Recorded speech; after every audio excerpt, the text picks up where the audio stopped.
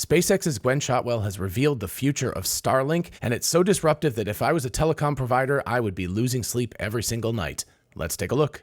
Hey y'all, it's Dr. Know-It-All. I'm going to reference this Not a Tesla App article here. I will leave a link in the description. I'm not going to go through the entire thing because I'm going to riff on it. But basically, the title of the article, Forget the Tesla Phone, SpaceX to add Starlink connectivity to every phone, is pretty accurate and really describes just how disruptive SpaceX's plans are. So, referencing the article and of course news that's been out there for quite a while, for years rumors of a secret Tesla phone have captivated the tech world, fueling speculation that the energy and vehicle company would take on the undefeated smartphone giants Apple and Samsung, and I would say by reference, companies like AT&T and Verizon and T-Mobile in the United States, and those companies' brethren in the rest of the world. But here's the far more disruptive play, and it's not coming from Tesla. Speaking at a space conference in Paris, Shotwell confirmed that SpaceX is working with microchip manufacturers to embed devices in phones that can directly communicate with its Starlink constellation. And to be clear, it sounds like it's not the current generation of Starlink satellites that are in space right now, but a future generation of Starlink satellites that will include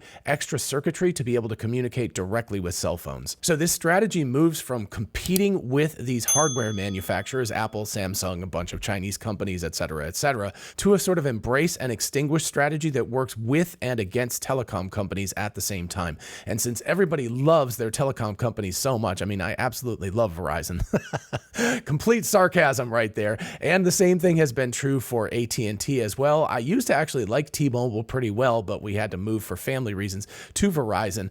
So I haven't had too much experience with T-Mobile recently, but you know, they were the best of the three, and it sounds like they're the best still. And of course, they're currently working with Starlink. You can actually access Starlink satellites right now on T-Mobile phones. So in the grand scheme of things, I would actually wish the best on T-Mobile, but generally speaking, people do not love their telecom operators, their cell phone providers. They use them because they're the least of the evils that they have out there, right? If you have 3 or 4 choices, you pick the least evil one, and or you pick a cell phone company that actually works in the area that you need coverage for, which of course is the reason why we're with Verizon. So the deal here is they're going to become frenemies of all of these companies. They will actually become friends of hardware manufacturers because what do they care? As the article says, the core of the strategy is collaboration, not competition. Instead of launching a Tesla branded phone into a crowded market, which, you know, admittedly, it's going to be difficult to compete because people like their Apple and Samsung and Google Pixel phones, etc., whatever your brand is, you tend to like that phone. And the odds are a Tesla phone would just be another Android phone. And people in the iOS ecosystem are unlikely to move to an Android phone.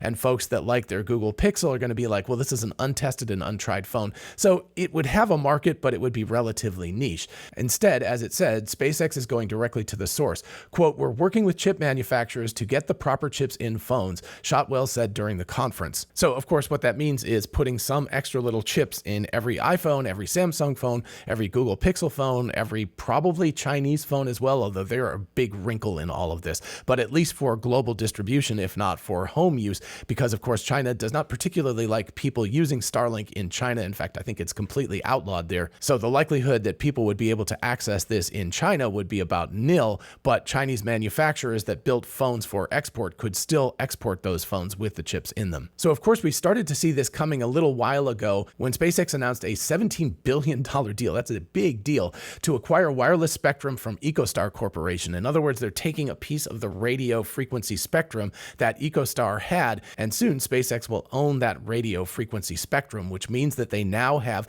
a bunch of spectrum that they don't have to beg, borrow, or steal. In other words, if they put a chip in here that is in that spectrum, they can directly go between satellite and handset without having to go through anybody else and without having to ask for permission. That is a really, really huge deal, and that changes things. And as Shotwell said down here, you can see exactly how their negotiating strategy is going to work. We will now be initiating discussions with telcos in a different way. In other words, instead of coming begging to them saying, please, will you give us some of your spectrum in order for us to work with you, they're now like, hey, we've got all this spectrum. We can either work with you or we can work without you. And as Shotwell said, now it's our spectrum, but we want to work with them, almost providing wholesale capacity to their customers.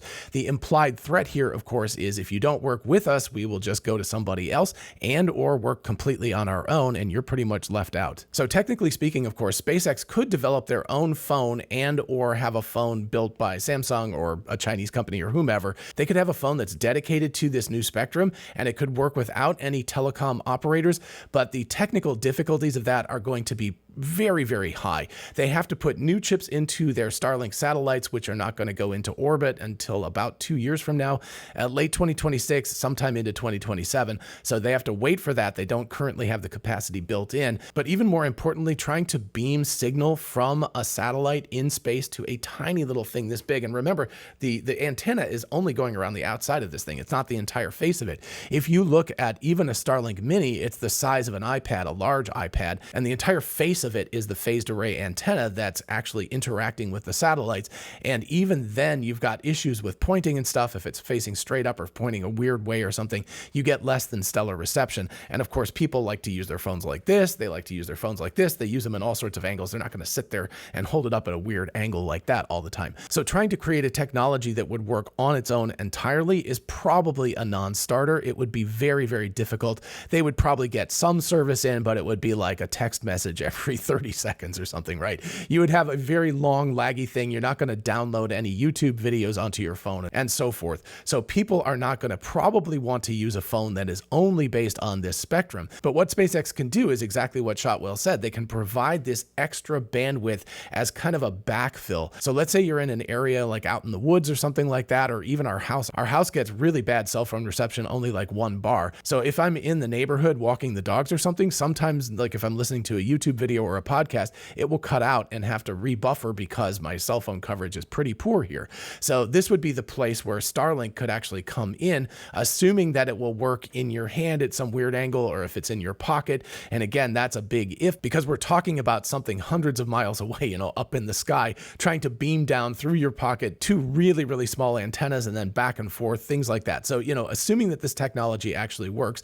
And again, we've seen evidence that it does, and it's only going to get better, especially if you put more technology into Starlink satellites, including ones specifically just dedicated to working with cell phones. But if SpaceX can do that, they can backfill in some of that bandwidth that they need from these telco providers. And that allows the customer a more seamless experience where they just have better coverage all the time because they're getting cellular towers from telcos as their first coverage, and then they're getting Starlink as a backup to fill in any gaps that they need. And as far as the customer's concerned, they probably would never even really notice the difference between the two. Just like switching from one cell phone tower to another, you don't notice when you go between them. Here you would go from a cell phone tower to a Starlink satellite and then back to a cell phone tower. The technology, if it worked properly, would just go back and forth between those two seamlessly, and you would never even notice as a consumer. And then of course you've got the extra advantage. Let's say you were traveling from the United States to Egypt for a week, whatever. You're going someplace outside of the United States where your cell phone is completely no good, right? You have to get a new eSIM, you have to deal with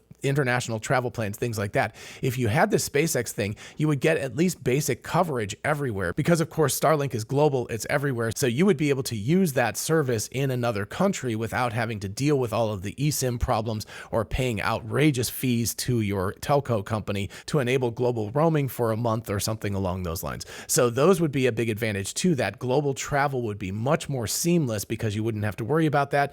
Also, potentially you would be able to use the phones in overseas flights on airplanes, although obviously you're not supposed to be allowed to do that yet, but they keep talking about relaxing those restrictions so you can use a cell phone when you're in the air. But if you're over the ocean, that doesn't work anyway. But of course, if you had access to Starlink, you would be able to use that over the ocean as well. So SpaceX owning this new spectrum and then also being in discussion with major handset manufacturers to install this hardware, these specific chips, and then to build their Starlink satellites with the specific goal of being able to communicate with handsets as opposed to these large dishes that we have currently. That changes the game entirely. If they can set this up and get it working within the next couple of years, 18 months to 2 years, they can basically strong arm telephone companies into agreeing to this. So let's say that I'm paying $50 a month per line for my Verizon connectivity. I think it's actually more than that, which is kind of ridiculous. But anyway, let's just say it was $50 a month. And then SpaceX negotiated some sort of royalty fee, 10%, whatever. I don't know what they would pick,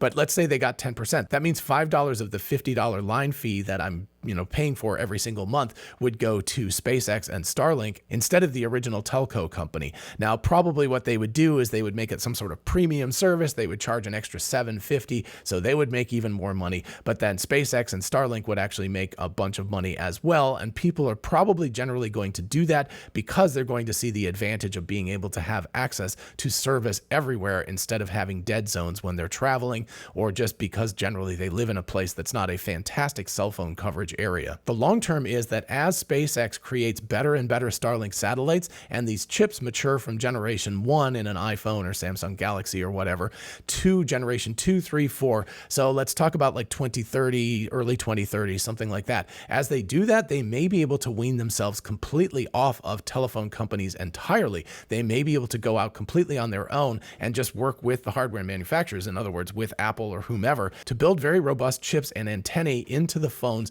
so that they're able to communicate directly with these satellites and, of course, have more and more bandwidth that they're able to use as more satellites go into orbit. And all of this together creates this situation of embrace and extinguish. Basically, SpaceX goes out to all these hardware manufacturers, these phone manufacturers, said, can we put these chips in? We'll make you a sweet deal. Maybe they'll give them a cut of the royalties or something like that. These companies say yes. Then SpaceX goes to the telco companies around the globe, wherever they're allowed to, and they say, hey, we've got these chips. We're either going to go do this with you or without you. They're going to strong arm these companies into agreeing with this. That will then bootstrap Starlink and SpaceX with a whole bunch of extra funding and money from these deals, and they will use that to create better and better generations of this hardware. And after some period of time, the likelihood is that they will be able to go without these other telco companies and go completely on their own. So that's what I mean by embrace and extinguish. They will embrace the entire ecosystem. They'll be good citizens and good players for a period of time, and then slowly but surely they will cut out all of these other middlemen and become a giant global telco operator themselves, which will go along with their being internet service providers for people's homes. And once you get to that kind of a situation, that is a stranglehold on global communication. That is a pretty bold and disruptive ambition, and I think that's what SpaceX is going for. Alrighty, folks, let me know in the comments what you think about all of this. Is this a good strategy for SpaceX? Is it, like I said in the cold open, something that should be keeping telco operators up at night, or am I too optimistic about all of this and the technical difficulties are going to get in the way? Let me know in the comments what you think about all of that. While you're down there, if you don't mind liking the video, it really helps other people to find it. And of course, consider subscribing for more of this kind of content, and I will see you in the next video. Bye-bye.